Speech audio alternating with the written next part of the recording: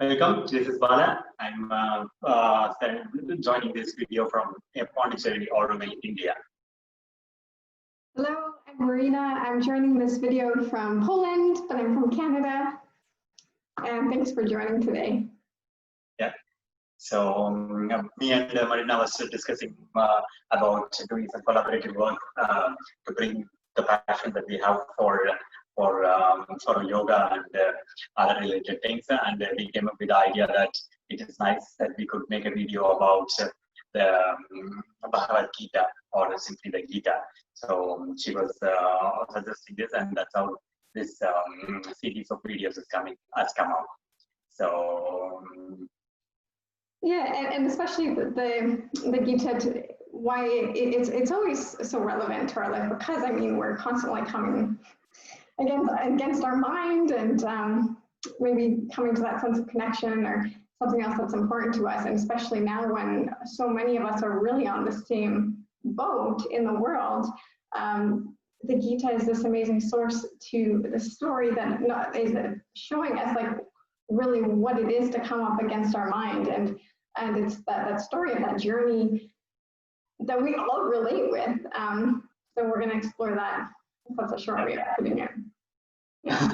Yeah, because as you know, during this pandemic, especially people are really worried, and they're really having a lot of kind of time with themselves, and then they realize they're kind of having a kind of an expectation, and this expectation is, and the reality was completely different than what was planned, because everybody was planning that summer holidays, and everybody was planning to do this travel the world and anything. Nothing of this sort happened, and yeah, all of us are stuck to wherever we are, for example. So, and in a time like this, philosophy and Gita kind of helps us to recognize that this has been a repetitive occurrence all through our all through the lifetime of the human being, because the good and the bad, it has different names. Now the name is COVID, before the name is Kauravas. So it's like, you know, Bhagavad Gita, the kind of the bad people are Kauravas. So you see, there are some connections even in that level. So that's one of the reasons that this is very good, and I think it's mostly going to be an interactive session. Yeah. Yeah, because so if you're new to the Gita, you might not really know what we're talking about, but it'll all make sense in time. So if you have the curiosity about the Gita or what it is, then so please join and bring your questions, and we'll be going over overview of what it is and some of our interpretations of it. And like Bala was saying, it's all about collaboration. So we're going to bring some stuff forward, and by all means, this isn't about just, well, what do they have to say today? It's about like seeing how it lands with you. Do you agree with it? Do you not agree with it? What do you have to add? We're opening up that space for dialogue based on what we have at the top to share. Yeah. Yeah, it's going to be a dialogue between me and Marina, but the dialogue is basically between you and yourself, actually. So whatever you are planning to talk to yourself, you can send it to us, and then we give our version of the interpretation. Because I have a typical South Indian upbringing, and Marina grew up in Western world, so we have like east and west, trying to find the reflections of each other, because everything is a reflection of each other. We are mirrors of each other. I think that's one of the reasons. Maybe I will introduce a bit about myself, or Maria, you can go to introduce yourself. Yeah. Go for it. Yeah, go for it. See, this is dialogue. We're just kidding. It's like a gold book, you know. So, and also we both are kind of new in this online technology, how from different parts of the world we are working. So initially you will see that there could be some technical funny things. So please bear with us. So having said that one, I'm Balaganesh and I'm shortly called Bala. It's easy for everybody. Bala means young in my language, which is Tamil, which is the southern part of. I grew up in Chennai. I became a mechanical engineer, and I have a degree in business management. So I was working in corporate for around 14 years. I was doing a lot of supply chain management, mostly import, export, logistics. And during that time, I was doing a lot of import, export from Europe. So I had good interactions, and then I was living in Netherlands for a few years.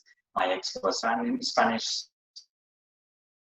So I had good connection the family of my ex. So it was like that's how my introduction to Europe started. And then 3 years ago, I decided to leave Europe behind and then move to India.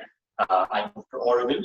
It's an international town. People from 25 nationalities, some 3,000 people live here, and then we are trying to make a living. The concept behind Oroville is all life is yoga. So Sri Aurobindo, our spiritual teacher and mother, his disciple, has created this idea 54 years, 53 years now, and then we are all giving our versions of our interpretation of this world. That all life is yoga. So this is totally about me. Maybe all during the series thing, you can ask more questions and I can inform. And I also teach yoga as a profession now. And also I have an online yoga. I have a yoga school where I train people to become yoga teachers. Yeah, this is about me. So, Maria. Right on. Super interesting. I love hearing people's stories. It's always interesting, you know, where people end up, you think you're going one place and you get on the path and pretty soon you're like, how the heck did I get here? And that's been my journey too, but that's also my favorite part of life is when you end up somewhere and you couldn't even picture it. Then I know I'm on the right track. So a bit about my background. Soon after studying business in university, this is a whole other random story even how it happened, but I ended up in India for 5 months with a really good friend of mine, studying about Hinduism, studying Vedanta with Chinmaya Mission, and so I'd always been like really curious and like kind of consider myself as a seeker, but it really just got me on this path and like this language. And soon after I went back to Canada and was doing some consulting work and then some Indigenous community work and then doing change management for a bit in the government and in a couple other places, and then doing management consulting. And, you know, throughout that, I constantly saw like how these different principles are applying to everything, whether it's the day-to-day life, the workplace. And so soon after, about a year ago, I left my job in the corporate sphere and has been kind of redefining what this looks like for me. And so I'm teaching yoga, and for me, teaching yoga, I don't consider myself maybe just like I'm teaching the physical postures, but I think of it like I'm offering like a disruption to whatever you might be doing to come back to the present, question kind of this crazy life that we're living, and maybe give some tools to help along the way. And what's in the future, I don't know so much. Yeah, so both of us had a kind of a corporate background actually. So, and I think for me, it was a very good experience to have worked in corporate. It is a different world, and so I can understand when I talk something. I go to I can understand what 95% thinks in his mind, or the version that I think in his mind. So it kind of helps me to kind of when I finish, because I started doing yoga as a profession when I was 35, and it's not only the physical your workout. Of course, I love my physical workouts, but there is a spiritual awakening inside you. It's not you are of this religion or this religion, because religion is man-made, but spirituality is not man-made. I think this is what I wanted to believe. The religion, the interpretation of spirituality is what are man-made. So I think that there is a huge difference in me when I was listening to Bhagavad Gita as a kid, because it's part of our culture, because my grandmother and grandfather will read Bhagavad Gita to us, but we were in a different zone. We wanted to work in corporates, wanted to travel to the West, you know, that kind of thing. And in the last 3 years, when I did the normal thing, whatever people say, and then come back, I think it was a very good change. I'm fortunate enough to have this change as a part of my culture, but I think this is some of the many people may have not heard about the word Gita or heard about many things, because they consider Gita or yoga as kind of a religion rather than spirituality. So I think this is what I wanted to work on this online forum where these are two different things. Like it's like religion is like a cup of water, I would say, and spirituality is like free flowing river. So you can take 1,000 cups, in different names, and still there is more in the spiritual thing. And for me, Bhagavad Gita is that kind of a free flowing river. You can take, it gives and gives and gives, and you can take and take. I think, yeah. So this is what I would assume that we will go through. Again, there is no end to this river. I was telling, because we are supposed to make this video 3 days ago, but we were like, yeah, you know what? There is no end. We can read Bhagavad Gita all our life, and still we need 3 more lives to even understand the first chapter. So, Well, so it is like, it's in itself, because it would be so easy to be like, we just should avoid the Gita because it's too big and we're not going to get it right. And where do we start? It's like, oh, let's go. so, yeah. I think.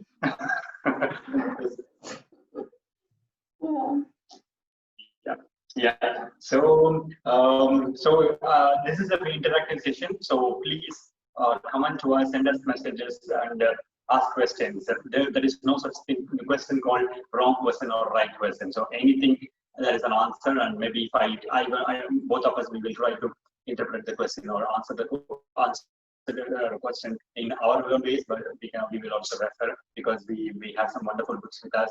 So and I would like to, for me it's easier to drive upon my experiences. Thank God I have experiences, and I think so. This is an interactive session. If needed, we can also make like a call together. We will work around, because now online has become the new norm. So there is no fixed, okay, this is only going to be like this. It's not like a television where, okay, on Thursday evening 7 o'clock this comes online and we have to watch it. No, this is like we are going to keep it bit free, like free flowing river. Yes, Marina? Yeah. Yeah. I like what you said, so that's why I'm like, yes. Yeah. So if you want to be part of our guest, please join us also, And because we also not, we don't know, we know that we want to talk about this. Marina and we just, whenever we talk, whenever we chat, or whenever we talk, they're like, oh, this is so good, this is so good. So that's all. Yeah. So I think this is a good introduction. What do you think? Yeah. Yeah, I think that's good. And for those of you who or maybe haven't heard of the Gita, what it is, like I was saying before, we'll explain more in the future. So even if it piques your interest, just join, and it'll start to all make sense. But if so that'll be different episodes. Yeah, because we also need to know the context, the context of going to the philosophical part, because I think if you are not aware, Bhagavad Gita is a part of a Purana, an epic, like we call this Mahabharata. So it's like a part of a big story. So in the initial times, we will talk about the story and how the Bhagavad Gita came, and other things. One thing I think Maria kind of sent me a message last time, which I think it's good to say here. Whatever we are talking in terms of Mahabharata or Gita is 100% true and 100% wrong. Because there is no such thing called correct interpretation of anything, actually. Hinduism or the spiritual nature is like that, because what is your interpretation of things are completely different than what is my interpretation. So if we're going to keep this open, so if you say that whatever Bala Marina you said is wrong, we are really, yes, for sure, 100% we are wrong. But we also tell that at the same time we are also 100% correct. So this is she wrote a message to me, actually. So. Yeah. Well, it's a good point, because like just keep going. Like what's interesting too, because the Gita is so much about like what's coming up against us as human beings. If something is actually provoking you a little bit, it's probably because it's meant to. Like these concepts aren't something that's just meant to be really easy to digest. And like we were saying, you could spend like days on one chapter. So if this is provoking you, you are listening to it correctly, and keep following that training, or ask us a question so that we can, lead to deeper understanding or provide some context, since also there's some terms that might be. Because for example, there is no as she was mentioning that we read a lot of chapters. For example, in our culture, for example, Mahabharata and Bhagavad Gita has been continuously read every night for one month. So, and still you would have not even finished like half of this one, because the person keeps interpreting word by word and thing by thing, and there is a lot of stories because there is sticks involved. So they try to add more stories, more colorful. So it's like a process. Bhagavad Gita is not an end, and once you finish, you start the cycle again. Actually, you go to chapter 1, then you keep doing it. Actually, so it is. I think so. We don't have a fix. We know that we are going to start, but we don't know what is going to be the end, because. yeah. Super. Okay, I think this gives us a good introduction, and stay tuned, and yeah. All right. Okay.